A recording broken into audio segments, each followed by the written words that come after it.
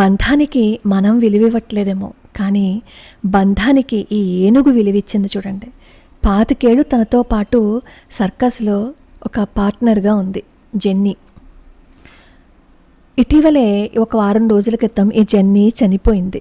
చనిపోతే తనతో పాటు 25 సంవత్సరాలు ఉన్న తన నేస్తం అలా నిర్జీవంగా పడి ఉండడం ఈ మాగ్డా నిలబడి ఉంది కదా, ఏనుగు తట్టుకోలేకపోయింది.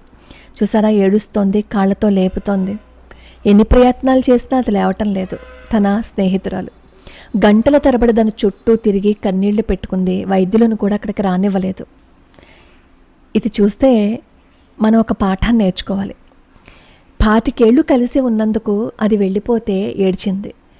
ఈ కాలంలో ప్రస్తుత సమాజంలో దాదాపుగా 25 ఏళ్ళు కాపరం చేసిన వాళ్ళు కూడా విడిపోతున్నారు.